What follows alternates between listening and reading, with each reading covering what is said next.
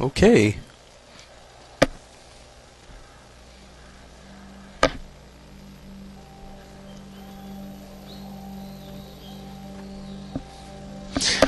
Oh my goodness. Come on, Snake.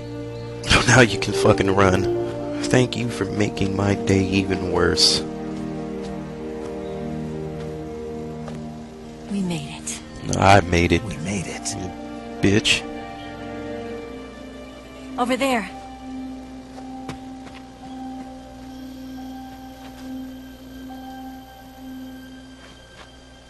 It's the boss, isn't it? I'll go get the wig ready to take off. Right. Yeah, you jog your whack ass I'll down leave there. you two alone. But come back in one piece, okay?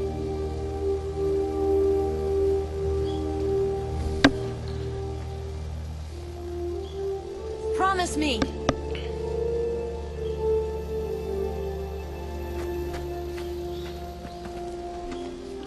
I don't even think. Yeah, did I pick up the snow? The fuck? Everything's white now? Shit is blowing up? Oh, vibrating crotch again. Yeah. Oh, no more vibration. The hell just happened? Life's end. Oh, okay. Isn't it beautiful? Shot a nuke. Like It's a almost bitch. tragic. When life ends, it gives off a final lingering aroma. Light is but a farewell gift from the darkness to those on their way to die. I've been waiting, Snake, for a long time. Waiting for your birth, your growth, and the finality of today. She's that old? Boss, why are you doing this? Why? To make the world one again. The world used to be whole. But with the end of the Second World War, the philosophers began to fight amongst themselves, and the world was torn apart. The Cobras, my comrades who trained and fought alongside me, were torn apart as well. The foibles of politics and the march of time can turn friends into enemies just as easily as the wind changes. Ridiculous, isn't it? Yesterday's ally becomes today's opposition. And this Cold War? Think back. When I was leading the Cobras, America and Russia were fighting together. Now, consider whether America and Russia will still be enemies in the 21st century. Somehow I doubt it. Enemies change along with the times, the flow of the ages, and we soldiers are forced to play along. I didn't raise you and shape you into the man you are today just so we could face each other in battle. A soldier's skills aren't meant to be used to hurt friends. So then what is an enemy? Is there such a thing as an absolute timeless enemy?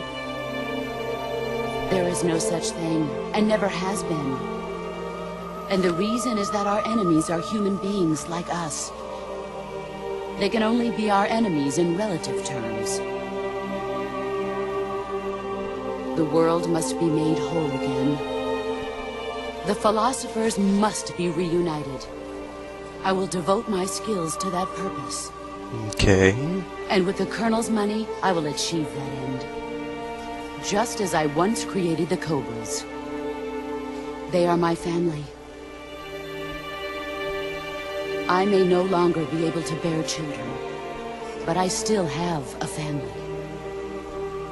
Isn't that sad? It was November Oh, 1st, shit. 1951. I was in the Nevada desert participating in atomic testing. The name Nevada is derived from Spanish, covered in snow, white as snow. And snow is exactly what I saw in that Nevada desert. It froze my blood white. Snake, You were an atomic test subject, weren't you? On Bikini Atoll. That's part of the reason I was drawn to you. You and I are alike. We're both slowly being eaten away by the karma of others. We'll never have the chance to die peacefully of old age. We have no tomorrow. But we can still have hope for the future. In 1960, I saw a vision of the ideal future from space. 3 years earlier, the Soviet Union had succeeded in launching Sputnik, the first man-made satellite in history, into orbit. This came as a huge shock to the United States. In response, America threw everything it had into its own manned spaceflight project, the Mercury program. Even as the Soviets seemed poised to send their first man into space, America was still experimenting with chimpanzees and rockets. The government wanted human data. So they secretly decided to send a human being into space. I was the one they chose. At the time, they didn't have the technology to block out cosmic rays, and whoever they sent up would inevitably be exposed to heavy radiation. That's why they chose me. That's messed up. After all, I'd already been irradiated once.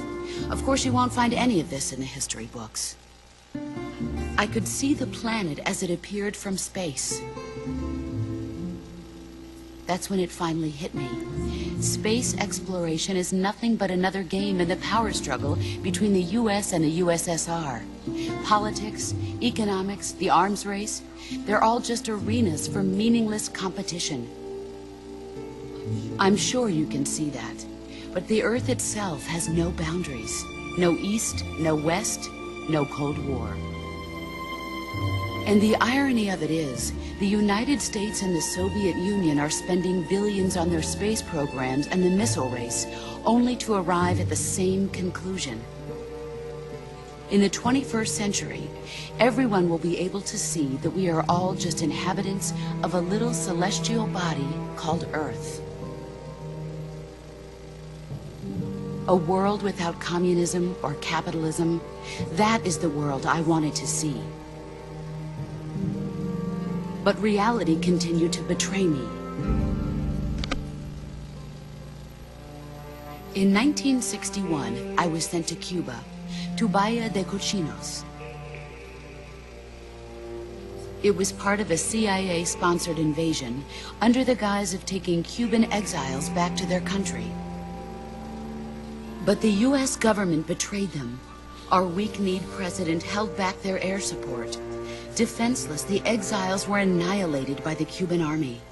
All I could do was watch in silence. I was set up by the very country I'd sacrificed so much for, by the very government I dedicated my life to defending. I was driven from the surface world, and I went underground. Then, 2 years ago, I faced the Sorrow, my old comrade in battle. He was my friend. But one of us had to die. Yep, there he I was goes. left with no choice. The Sorrow gave his life for me. There is no enmity between us. One must live, and one must die. That was the mission. The ones who gave me that mission were the philosophers. Early in the 20th century, the true holders of power in the United States, the Republic of China, and the newly formed Soviet Union gathered together in a secret meeting that would later be known as the Wiseman's Committee. The secret pact they formed there marked the beginning of the philosophers. But the last of the original members died in the 1930s. After that, the organization began to run out of control, and the Wiseman's Committee degenerated into a mere shell of its former self. The philosophers of today have no sense of good or evil. Their influence extends to countries and organizations involved in every aspect